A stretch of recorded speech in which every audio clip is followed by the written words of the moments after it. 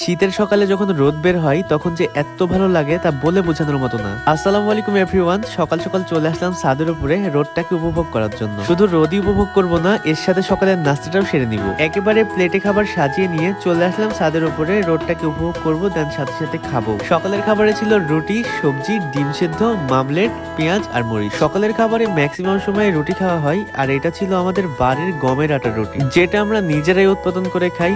তাই বলে আবার ডিমটা কিন্তু আমার না, মানে ওইটা মুরগি। আর এই যে দেখেন সকাল সকাল সুন্দর রোদ উঠছে, এখন বাজে 9:30 10টার মতো।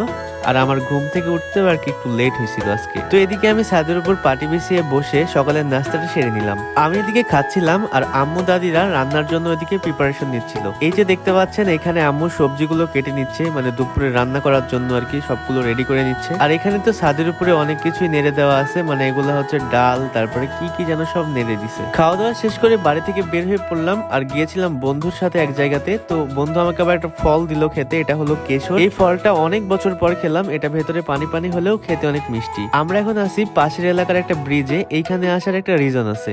এলাকার ভাই বাদার্সরা বলতেছিল ওরা নৌকা নিয়ে আসতেছে, তো ওই নৌকাতে করে আর কি একটু ঘুরবো, যার কারণে এখানে আসা। তো আমি এখানে ব্রিজের উপর তাদের জন্য অপেক্ষা করছিলাম, আর এইখানে দেখি যে একটু কাজ চলতেছে, তো আমি দাঁড়িয়ে থেকে এটাই দেখতেছিলাম ওরা আসা পর্যন্ত। তো এখানে দাঁড়িয়ে থাকতে থাকতে একটু পরে দেখি ওদের দেখা পাইলাম, ওই যে দেখতে পাচ্ছেন দূরে আসতেছে। ওদের আশা দেখে আমিও লেট না করে নদীর ধারে চলে যাচ্ছিলাম নৌকাতে উঠবো তাই। এই যে চলে আসলাম নৌকার কাছে, যদিও বা আমি সাঁতার পারি না, তারপরেও আর কি উঠবো এদের সঙ্গে। আমি লাস্ট নৌকাতে উঠছিলাম সিরাজগঞ্জ গিয়ে, তারপরে আর উঠা হয়নি। তো অনেকদিন পর আর কি উঠার সুযোগ হলো। আর এমনিতেও নদীতে পানি কম, আর একটা কথা হলো যে আমার একটা উইকনেস আছে, সেটা হলো হচ্ছে আমি সাঁতার পারি না, যেটা আপনাদেরকে বলে দিলাম। সমস্যা নাই, আমার উপর যদি কারো রাগ থেকে থাকে তাহলে ভোলাই ভালাই ব্রিজের উপর নিয়ে গিয়ে টুস করে ফালাই দিবেন, তাহলেই হয়ে যাবে। তো যাই হোক, অনেকদিন পর নৌকায় উঠছি, খুবই ভালো লাগতেছিল। নিজের এলাকার নদী, এটা হলো আমাদের বড়াল নদী, একদম আমার বাড়ির সামনে দিয়ে চলে গেছে। আমরা এর ভেতরে খুব এনজয় করতেছিলাম। আমরা ছিলাম মোটামুটি 8-9 জনের মতো, আর আমাদের এজগুলা প্রায় সিমিলারই, যার কারণে একটু মজাটা বেশি হচ্ছিল। আর এখন নদীতে তেমন পানিও নাই, জায়গাতে জায়গাতে একটু বেশি পানি আছে, তবে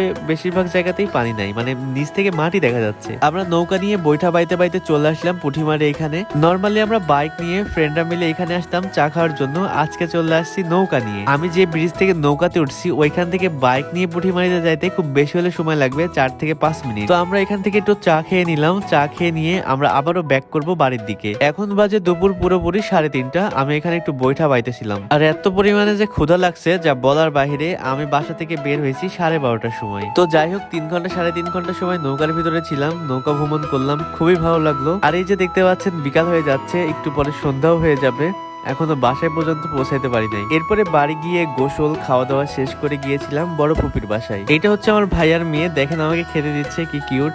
আজকের ভিডিওটা বেশি লং করব না, ভিডিওটা কেমন লেগেছে অবশ্যই কিন্তু কমেন্ট করে জানাবেন। দেখা হচ্ছে নেক্সট ভিডিওতে। সবাই ভালো থাকবেন, সুস্থ থাকবেন, আল্লাহ হাফেজ।